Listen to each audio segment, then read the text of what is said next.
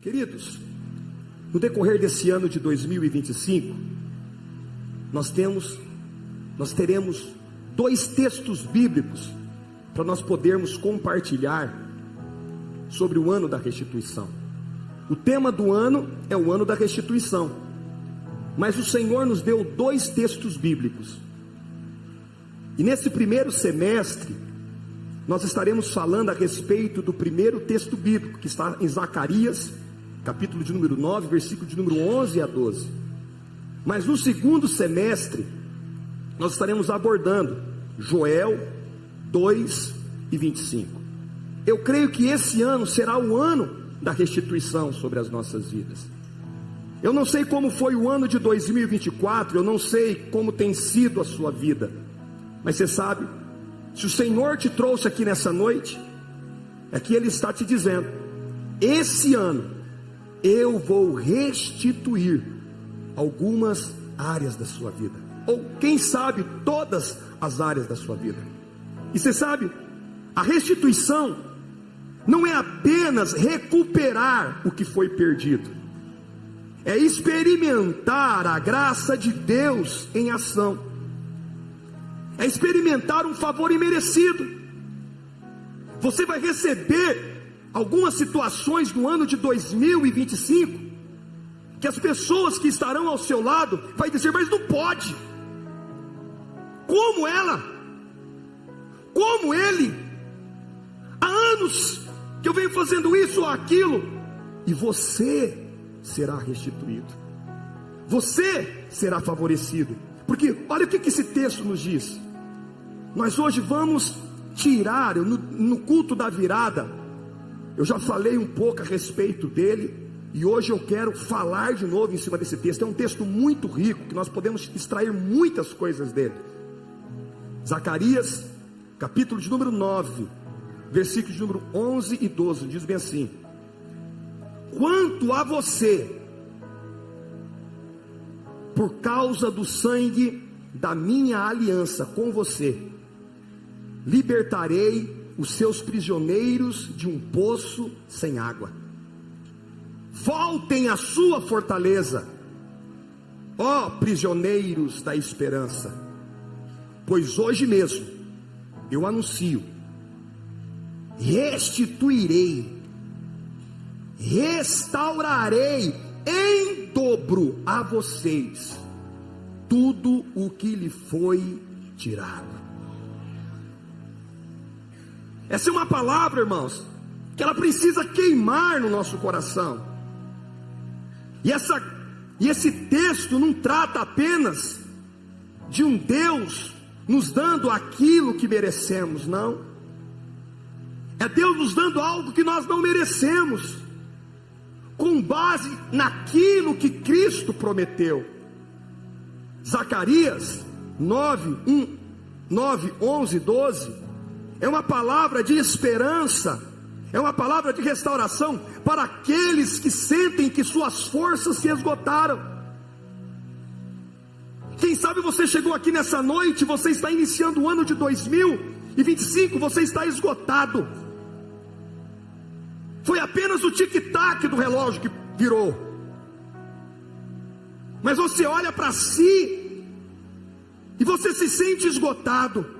Você vê as pessoas sorrindo, você vê as pessoas celebrando o ano que entrou, mas os seus sonhos foram interrompidos, ou os seus estão presos a alguns ciclos da sua vida. Você perdeu alguns ciclos da sua vida. E esse texto, ele nos fala de 3 situações. Primeira, uma base. Qual é a base da restituição? O sangue da aliança. Esse sangue é o sangue de Jesus.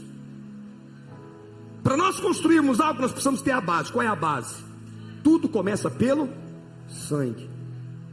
E depois tem um processo. Qual que é o processo? O processo da libertação. É Deus nos tirando do poço seco. É Deus nos tirando de um lugar onde nós nos encontramos. O Senhor vai trazer libertação sobre a sua vida. E para finalizar, esse texto fala de uma promessa de um futuro glorioso. mas eu quero ser um pouquinho ousado. Eu quero ser profeta sobre a tua vida. Eu quero dizer um presente glorioso. Deus te restituindo e te dando tudo em dobro. Não é no futuro tão distante, não. Eu quero profetizar que vai ser um presente agora. 2025, Deus quer nos levar a experimentar um novo nível de plenitude com Ele. O Senhor quer te levar a águas mais profundas. O Senhor quer levar você a ter novas experiências com Ele. O Senhor quer te conduzir a um lugar aonde você nunca teve. E você sabe, e nós vamos dentro dessas 3 dimensões da restituição que o Senhor tem para nós. Eu quero compartilhar algumas verdades desse texto. A primeira verdade que eu já disse para vocês, que é a base, é o sangue. Eu vou pregar em cima do texto, não vou sair fora do texto, porque o texto é muito rico. A base da restituição é o que? É o sangue da aliança. Zacarias 9:11 começa com uma poderosa declaração: por causa do sangue da minha aliança com você. Ele fez uma aliança com você através do sangue. A base de toda a restituição da aliança com Deus é feita pelo sangue de Cristo. E muitos na virada do ano mataram um cabrito, mataram um bode, mataram galinha, mataram porco, mataram isso, mataram... Eles queriam de uma forma ou de outra, Adriano, um sangue. Mas nenhum desses sangue tem eficácia. O que significa isso, pastor? A restituição não acontece porque nós merecemos, mas porque Ele escolheu nos amar. Deus amou o mundo de tal maneira que deu o Filho dele por você. E esse Filho teve um preço. Qual foi o preço do Filho? O sangue. O sangue foi derramado. O sangue de Jesus é um fundamento inabalável da nossa redenção. O sangue de Jesus é uma posição de favor. O sangue de Jesus, Ele te coloca numa outra posição. Por meio do sangue, nós somos colocados na posição de justiça diante de Deus. Eu vim dizer para você aqui, você é a justiça de Deus nessa terra. Nós temos aqui 2 advogados, mas não é dessa justiça que eu estou falando. Ele retirou o nosso pecado e inseriu a justiça dele dentro de nós. Nós não nos tornamos justos pela nossa obra de justiça. Nós somos justos pela justiça dele que foi inserida dentro de nós. Olha o que nos diz Romanos 5:9. Logo, muito mais agora, sendo justificados pelo sangue, seremos por ele salvos da ira. Você é justificado é pelo sangue. É pelo sangue de Jesus. Não é pelo seu mérito. E ele continua dizendo que não há nenhuma condenação para aqueles que estão no sangue. Quem sabe você chegou aqui cabisbaixo, preocupado, angustiado, diante de muitas coisas que você fez. Quem sabe você pisou na bola, você chutou o pau da barraca, você chutou o abacaxi, você pisou na maionese. Mas você sabe, Ele está dizendo que em Cristo Jesus, nenhuma condenação há. Olha o que nos diz Romanos 8:1.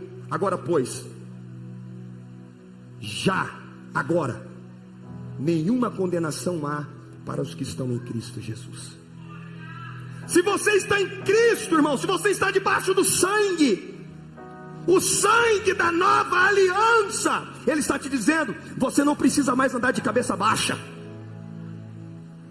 Você não precisa andar mais se sabotando. Quem gosta de te sabotar é o homem. Quem quer que você pague uma penitência é o homem. Mas Ele está dizendo para você, nenhuma condenação há para aqueles que estão em Cristo Jesus.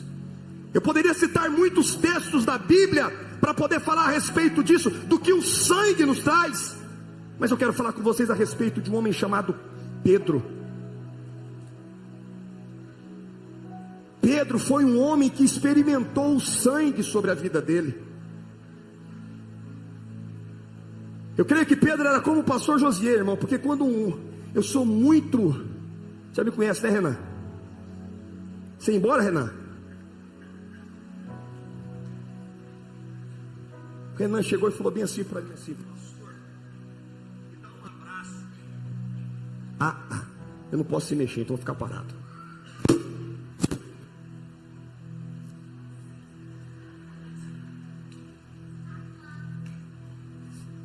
Assim, Léo, parado.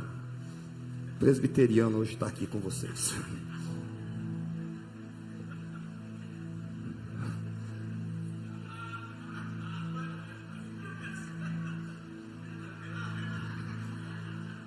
Pastor Mariano, meu pastor. Pastor Mariano falou bem assim: pastor Josias, eu quero que você venha pregar na igreja presbiteriana do Brasil, aquela do Dom Aquino ali. Eu falei: pastor Mariano, o que é isso que o senhor está querendo fazer? Tradicional, que você escuta até as músicas passando. Eu quero que você venha pregar na nossa igreja, pastor Josias. Não faz isso comigo não. Eu quero que você venha pregar, pastor Josias. E me colocaram na presbiteriana do Brasil. Para quem conhece, uma igreja histórica. Eu me casei nela. E lá tem um microfone no pedestal. Coloca o microfone, você tem que pregar parado.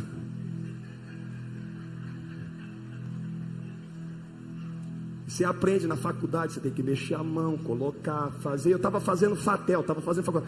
No começo eu comecei bem, irmãos. Parei, lá estava quebrando tudo. Mas de repente eu não suportei. E quando eu vi, eu já estava andando no meio da igreja presbiteriana. E o presbiteriano não fala em línguas, mas o presbiteriano chora. Quando chegou no término da pregação, eles estavam em lágrimas. E eles têm o costume de o pastor ficar na porta para poder dar tchau para a igreja. E ele foi, eu fui com o pastor Mariano, cheguei lá na porta, cumprimentei. Quando ele voltou, o pastor Mariano falou assim: eu estou muito triste com você, por aquilo que você fez. Eu falei: mas pastor, eu falei para o senhor que não dava certo vim pregar aqui. Eu falei para o senhor, mas eu estou triste porque você não fez o apelo. Porque eu tinha no meu coração que você ia fazer o apelo. E quando você fizesse o apelo, a igreja toda ia vir na frente e dobrar o joelho.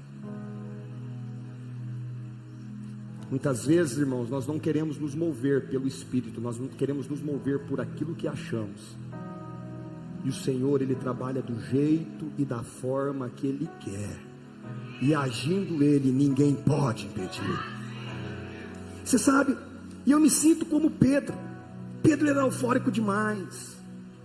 A Bíblia nos diz que os soldados chegaram para poder pegar Pedro, para pegar Jesus. Pedro se levanta e fala assim: não vão. É do Renan. A Dani me lembrou. Eu estou tomando Gica Bilogo para poder lembrar, para ficar com a mente boa. Gica Bilogo. Tem no Mercadão. Volta. Ele chega aqui e fala bem assim para mim: pastor. Eu falei: fala. Já estou me movendo de novo. Fica aqui. Nada, rapaz. Pastor, eu quero te dar um abraço, porque eu sei que você vai viajar amanhã. Eu quero te dar um abraço, porque eu não vou me te ver. Eu falei: mas por quê? Porque eu vou embora agora. Eu falei: você vai embora agora? O líder indo embora no primeiro culto? Eu falei: você não vai, nem que o raio que parta, você vai ficar. Falou. Ele voltou e sentou e ficou quietinho. É por isso que ele está igual um anjinho sentado ali no primeiro banco. Porque eu falei com ele: segura, deixa eu pregar. Você não quer? Deixa eu pregar. Então, a Bíblia nos diz que os soldados chegaram e quiseram levar Jesus. E a palavra de Deus nos diz que Pedro vai e saca a espada, saca a faca, o que você queira, e vem e corta a orelha de um soldado malco. Pedro era assim. E Jesus estava numa conversa com Pedro, e olhou dentro dos olhos de Pedro e disse assim: Pedro, tu vai me negar, rapaz? Tu vai retroceder? De maneira nenhuma, Jesus. dá uma olhada para mim, eu tenho visto os teus feitos, eu sou seu parça, conta comigo, Jesus. E Jesus disse bem assim: antes mesmo que o sol se ponha, ou que o sol nasça, o galo vai cantar por 3 vezes, tu vai me negar. O que aconteceu com Pedro? Pedro negou o Senhor Jesus. Pedro fugiu, e ele saiu daquela posição de discípulo. Pedro sentiu que não havia mais esperança para ele. Pedro pensou que tudo tinha acabado, que tudo tinha terminado. E quem sabe um dia você foi um discípulo, quem sabe um dia você foi um cristão,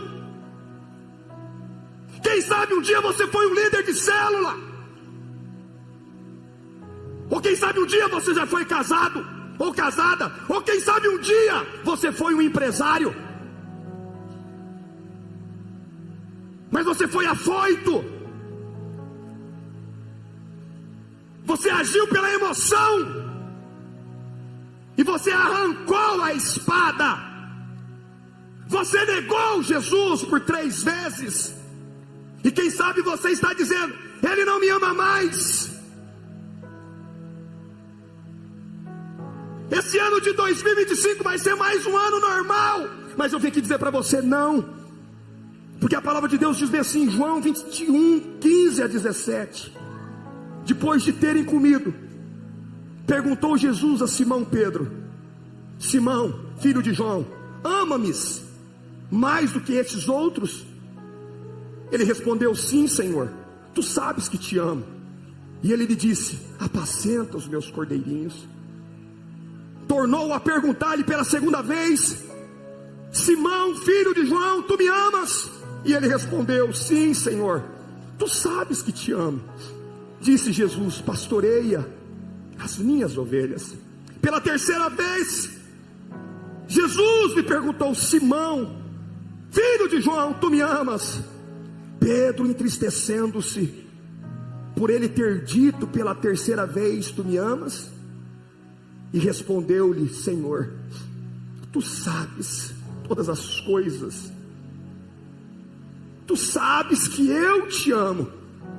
Jesus lhe disse: apacenta as minhas ovelhas. O Senhor está perguntando: tu me amas nessa noite? O Senhor não está te perguntando o que foi que você fez. O Senhor Jesus não passou no rosto de Pedro aquilo que ele tinha feito. Esse é o sangue da aliança. Jesus, pelo poder da sua graça, ele restaurou a Pedro. E ele não apenas devolveu a Pedro o chamado, mas o capacitou para liderar a igreja dos Pentecostes. A Bíblia nos diz que quando ele sai de dentro do templo, a primeira pregação dele, 3.000 pessoas aceitam ao Senhor Jesus. Eu não sei o que você fez outrora, eu não sei como foi que você pisou na bola, mas o Senhor te trouxe aqui para te dizer nessa noite: a graça de Deus não só cobre as nossas falhas, mas nos reposiciona a viver um propósito maior. Assim como Pedro foi restaurado, Deus está pronto para fazer o mesmo na sua vida. Eu vim aqui para te dizer nessa noite: não sei qual foi a sua perda, não sei qual foi o seu erro, não sei qual é a tua situação, não sei qual é a distância que você se encontra, mas de uma coisa eu sei: o sangue da nova aliança tem o poder de te aproximar e tem poder para te dar além daquilo que você merece. É o sangue a base da nossa vida vitoriosa. A graça, ela nos envolve através do sangue. O Senhor não está olhando os seus defeitos, o Senhor não está olhando as suas falhas, de maneira nenhuma. Mas o Senhor quer te conduzir a um lugar de vida, O Senhor quer te conduzir a um lugar de ressurreição. O Senhor quer te conduzir a um lugar de poder. O Senhor quer te conduzir a um lugar de graça. A restituição começa quando nós reconhecemos que o sangue de Cristo já pagou tudo o que foi perdido. Cristo pagou a sua dívida. Creia nessa verdade. Olhe para essa pessoa que está do teu lado e fala assim: meu irmão, o sangue de Cristo é a base. Diga para ele: o sangue de Cristo te justifica. O sangue de Cristo, Ele te perdoa. E o sangue de Cristo te coloca em outro patamar, em outro nível. Você está comigo? Segunda coisa que eu aprendo: Deus liberta os prisioneiros do poço seco. Porque é isso que o texto está dizendo em Zacarias. Olha como o texto diz: libertarei os seus prisioneiros de um poço sem água. O poço seco é um lugar de sofrimento. O poço seco é um lugar de solidão. O poço seco é um lugar sem vida. O poço seco fala de falta de esperança. No entanto, Deus promete nos tirar desse lugar de estagnação. O Senhor nos promete nos tirar desse lugar de passividade. O Senhor nos promete nos tirar desse lugar de inércia e nos conduzir a uma nova estação. O Senhor te trouxe aqui que Ele quer te conduzir a uma nova estação. E talvez você possa me perguntar: pastor, explique mais um pouco o que significa poço. Poço significa ciclos de perdas. Quem sabe você está como a tua vida, em algumas áreas da sua vida você já entrou em um ciclo vicioso. Você nunca sai. Entra ano e sai ano aquele mesmo problema.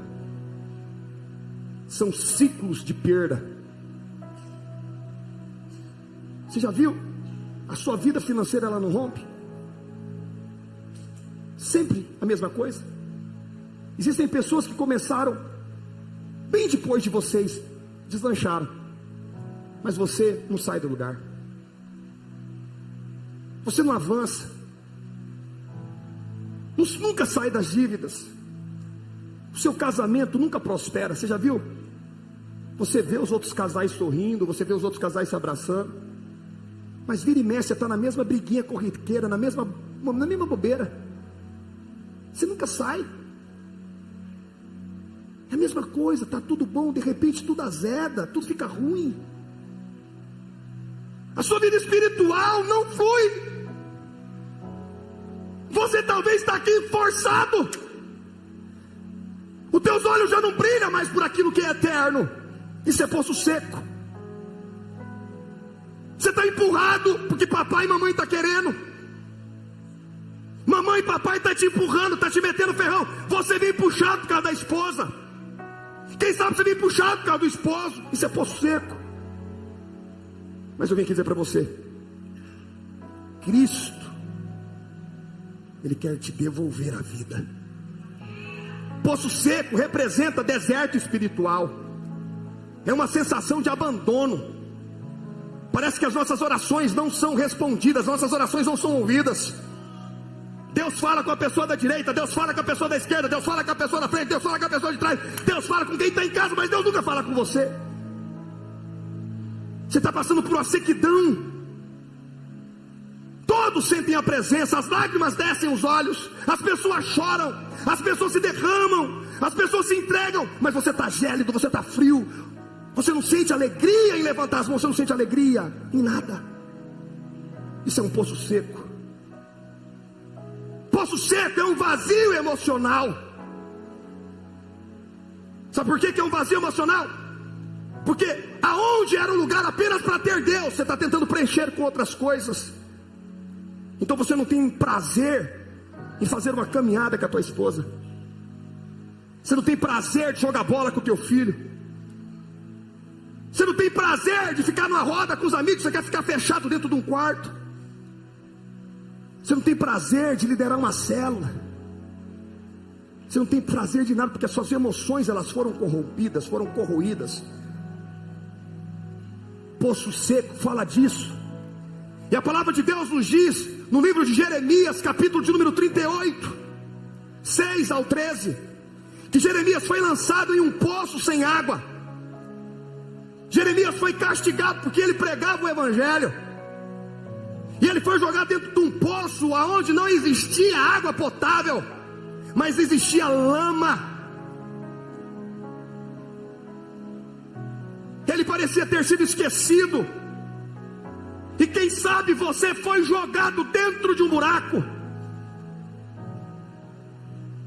Te jogaram, não porque você quis, não porque você fez alguma coisa errada, não, te jogaram porque eles não suportaram ver a túnica colorida sobre você.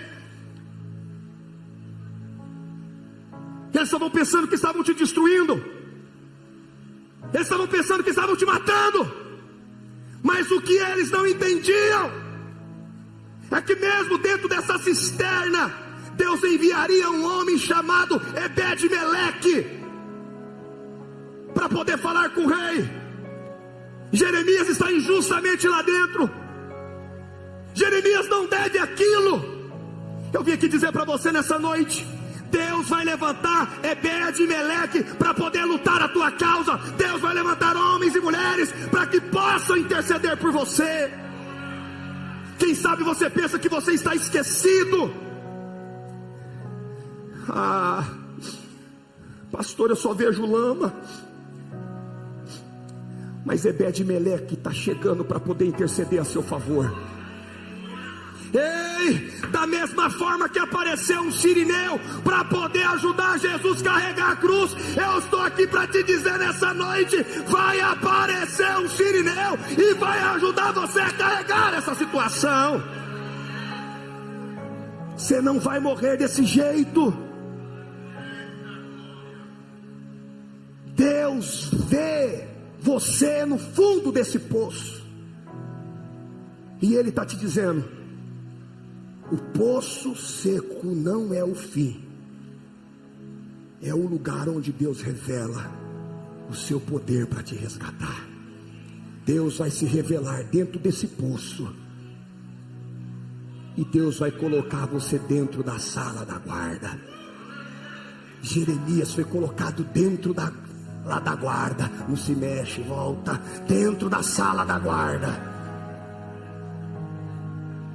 Ele estava protegido e ele estava guardado. Quantos estão comigo? Hoje eu estou sendo doutrinado a ficar parado. De um jeito ou de outro eu estou aprendendo hoje. Terceiro, segura esse relógio. Voltem à sua fortaleza, ó prisioneiros da esperança. A esperança é um dos pilares da restituição. Ser prisioneiro da esperança significa se apegar à promessa de Deus, mesmo quando tudo parece que não tem jeito, porque é a esperança que nos sustenta. Diga-se para essa pessoa que está te passando: meu irmão, é a esperança que te sustenta, porque a esperança não está baseada nas circunstâncias. A esperança em Deus é que nos sustenta pela sua promessa e pelo seu caráter imutável. É uma escolha que você tem que ter no ano de 2025. Você precisa ser um prisioneiro da esperança.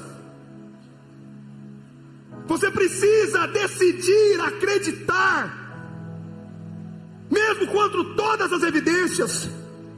Quando você estava dizendo aquilo que estão querendo fazer com a igreja e com o Brasil, nós precisamos ter essa esperança, porque se nós não tivermos essa esperança, nós sucumbimos, nós morremos. Porque diante de um relato desse, não tem o que se fazer, não tem o que se realizar. Mas a nossa esperança não está fundamentada em homens. A nossa esperança não está fundamentada na economia. a nossa esperança não está fundamentada no STF, mas a nossa esperança está fundamentada em Jesus de Nazaré. Mesmo contra todos os diagnósticos, mesmo contra todos os sentimentos, juízes, economia, geografia dizendo que não dá, nós temos uma esperança viva nele. A nossa esperança está em Deus. Eu vejo uma mulher que teve uma esperança em Deus. Quem? Ana. Ana vivia sobre uma zombaria de Penina. Todos os dias Penina passava a mão no ventre e dizia: eu tenho, você não tem. Irmão, isso é terrível. Para uma mulher que não tem filho, você zombar do rosto dela. Penina fazia isso. Penina zombava. E Ana ainda era estéril. Ana estava contra tudo, era contra ela. Apesar disso tudo, a esperança de Ana estava em Deus. Mesmo com seu esposo que lhe cobria de amor, fazendo oferendas e ofertas por ela, mas aquilo não era o bastante. A esperança dela não estava em Eucana. O coração de Ana estava no Deus vivo. A esperança de Ana estava no sangue da nova aliança. Mesmo diante de um insulto de um profeta, Ana, ela conseguiu descansar na graça. Sua oração foi respondida. A graça de Deus nunca nos decepciona. Mesmo quando a espera é longa, Deus sempre cumpre as suas promessas. Quem sabe você esteja me dizendo: pastor, está demorando demais. Pastor, parece que o tempo não passa. Eu me lembro muito bem, irmãos. Me casei com a Daniela e tinha um povo língua preta que falaram bem assim: você está casando grávida, é por isso que você está casando com a Daniela. A tua noiva está grávida. E eu não toquei na minha esposa antes do casamento. Eu só toquei na minha esposa depois do casamento. Eu me casei com 24 anos. A primeira mulher que eu despi na minha frente foi minha esposa. Não mexi com filha de ninguém aí fora. E é isso que eu prego para a juventude dessa igreja: você vai casar virgem. Você vai casar virgem. Você não precisa fazer test drive em ninguém. Você não precisa experimentar ninguém. E eu me lembro bem que quando eu casei com ela, todo mundo dizia: está casando, porque, irmão, imagina esse estilo aqui dentro das Assembleias de Deus. Era pegador. Isso aí passou, balançou a perninha, é ele. É assim que me via. Mas nunca desrespeitei filha de ninguém. E ninguém vai desrespeitar as minhas. Vem, pode vir, estou te aguardando. Tem duas ali, pode vir. Estou te aguardando.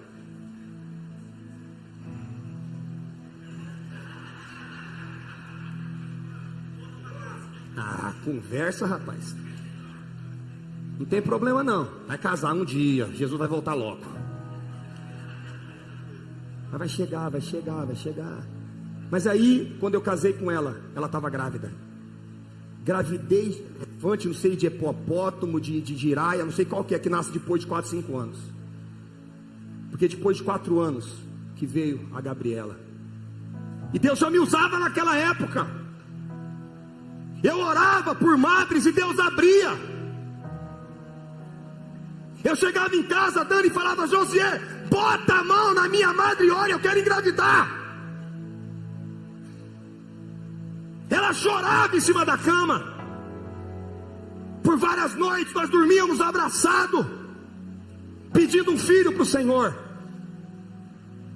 E esse tempo de espera dói. O tempo de espera parece que não passa. Foi assim com Ana. Quem sabe você está aqui nessa noite desse jeito, Anaia sou. Parece que você nunca vai conseguir aquilo que Deus te prometeu. E eu tenho que dizer para você, a nossa esperança em Deus não é uma ilusão, você não está iludido. E eu quero profetizar que antes do término desse ano, você vai carregar o seu Samuel no colo, e o nome dele será glorificado. Eu pude carregar minha filha, e depois veio a vitória. A vitória não teria como. Para! É por isso que o nome da vitória é Vitória, porque a vitória é uma vitória. Os médicos falaram assim: não tem jeito. E de repente a Dani começou a sentir enjoo daqui, dali, e veio a minha rapinha do tacho. Se eu nunca te falei, eu estou falando para você agora. Aquilo que era improvável, aquilo que não tinha como, Deus nos deu. É por isso que o teu nome é uma vitória, minha filha. Quem sabe você está no tempo da espera, mas eu sou um homem de Deus e eu quero liberar essa palavra sobre a tua vida. Tu vai carregar o teu Samuel no colo. Tu vai carregar o teu Samuel no colo. E quando tu carregar o teu Samuel no colo, o teu Samuel não será teu, o teu Samuel será do Senhor. Quantos estão comigo? E para finalizar, oh Deus, o Senhor está me dizendo que existem pessoas que estão aqui na fila da espera. Você está falando para o Senhor que está doendo, você está falando para o Senhor que você não está mais aguentando. Camaia.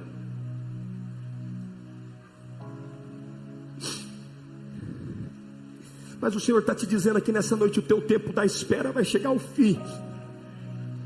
Eu não sei qual é a tua esterilidade, eu não sei quais têm sido os insultos que você tem recebido de Penina, mas o Senhor está te dizendo aqui nessa noite: tu vai carregar Samuel no colo. Tu vai carregar Samuel no colo, e tu vai apresentar ele para o mesmo profeta que te chamou de cachaceira. Quantos estão comigo? Oh Deus, para finalizar, restituição em dobro. O resultado da graça. Deus promete, o texto continua bem assim: restituirei em dobro a vocês tudo o que lhe foi tirado. Isso é mais que justiça, porque a justiça só te dá aquilo que você merece. Você deu, se obedeceu, você recebeu. Não obedeceu, você tomou tinta. É branco no preto, branco no branco. Justiça é assim, não é assim, meu advogado? Nem mais para lá, nem mais para cá. A justiça falou, está falado. Mas nós estamos diante da justiça humana. Nós estamos diante da graça abundante. Você não merecia, mas Ele resolveu te dar. O que significa essa restituição em dobro, pastor? É uma abundância divina. Deus não apenas nos devolvendo aquilo que foi perdido, mas Ele multiplicando sobre a tua vida. De que jeito, pastor? Aquilo que nos diz o apóstolo Paulo em Efésios, capítulo de número 3, versículo de número 20. Ora, aquele que é poderoso para fazer infinitamente mais do que tudo quanto pedimos ou pensamos, conforme o seu poder que opera em nós. Ele está dizendo, é muito mais. Ele está dizendo para você aqui nessa noite: aquilo que eu tenho para você nesse ano de 2025 é redenção completa. Tudo que parecia perdido é restaurado de forma a glorificar o nome do Deus Todo-Poderoso. É essa graça que vai te envolver no ano de 2025. A restituição em dobro é um lembrete de que Deus vai além das nossas expectativas e além dos nossos pensamentos. Eu estava pensando assim, Deus vai fazer assim. Eu estava pensando assim, Deus vai fazer assim. É além daquilo que você possa imaginar. E eu fui buscar algo de graça também no Velho Testamento, para poder compartilhar aquilo que a graça faz, aquilo que será em dobro. Eu fui procurar a vida de Naamã. Naamã era um general muito respeitado. Naamã era um homem que tinha ganhado muitas guerras. Naamã era um homem que tinha muitas insígnias, muitas estrelas em sua farda. Naamã era um guerreiro. Naamã foi forjado para isso. Porém, leproso. Ele tinha tudo, tinha glória, porém, leproso. Quem sabe você tem muitas coisas, mas quem sabe existe uma lepra em você. E Naamã quase perdeu o seu milagre por causa da sua arrogância, por causa do seu orgulho e da sua soberba. Mas ao obedecer às instruções de Deus, foi completamente restaurado. A sua pele foi renovada como a de uma criança, e ele experimentou uma transformação completa. Naamã fala bem, você está de brincadeira? Lá na minha região existem rios muito mais puros, águas limpas. Por que vocês vão me fazer tomar um banho, mergulhar aqui 7 vezes numa água podre dessa, tão pouca? E ele se volta contra a palavra que foi liberada pelo profeta. Ele estava abortando o milagre que Deus queria fazer sobre a vida dele. Eu estou liberando uma palavra sobre a tua vida. Você pode muito bem virar as costas e ir embora, mas ainda bem que existem pessoas para nos darem conselhos em momentos de surtos de, como que vai fazer isso comigo? Eu sou general. Olha a conversa dele, Carlos. Eu sou general, eu sou um homem de guerra. Como se pode fazer isso comigo? E quem sabe você pode abortar o milagre de Deus por causa do teu orgulho, por causa da tua soberba. Perdoa logo, rapaz. Quem sabe a sua lepra, esse ressentimentozinho, essa amargurazinha do ano todo passado, essa frustraçãozinha, essa traiçãozinha, já passou, e aí? Traiu, e agora? O que você vai fazer? Até quando você vai ficar com essa parada aí? O Senhor está pedindo para você: ei, eu quero restituir isso sobre a tua vida. Faça como o general, desça do salto, se humilhe, pois aquilo que Deus tem para você é muito maior do que essa dor que você está sentindo agora. Essa dor parece que está te destruindo, mas o Senhor está te dizendo: faça como Naamã. A pele de Naamã foi completamente restaurada. A pele dele ficou como de uma criança. Eu venho dizer para você: o ano de 2025 vai ser porção dobrada, vai ser transformação total sobre a tua vida. Aquele homem tinha o rosto queimado pelo sol, o corpo machucado pelas facas, pelas espadas, mas apenas diante de uma obediência, o corpo dele se tornou como o corpo de uma criança. Mas eu não paro por aí. Quantos querem uma restituição de transformação? Quantos querem apenas uma porção dobrada como essa? Você queria? Sim ou não? Mas eu quero dizer para você: existe algo muito maior, se assim você crê. Qual é, pastor? Gênesis 26:12, coloca para mim. Semeou Isaac naquela terra, e no mesmo ano recolheu quantas vezes? Porque o Senhor, você pode ter apenas a restauração de Naamã, o dobro. Mas eu estou aqui liberando uma palavra: você pode experimentar 100 vezes mais. Quando nós começamos lá atrás, lá no CTL, era apenas assim, era o dobro, era pequenininho. Depois nós fomos para outro prédio, crescemos um pouco mais, Mas nós falamos para o Senhor: não está bom, nós queremos mais. Nós não queremos ser apenas uma igreja de 100, de 200, de 300, 400. Eu quero mais. Então o Senhor liberou Deuteronômio 1:11. O Senhor, Deus de vossos pais, vos faça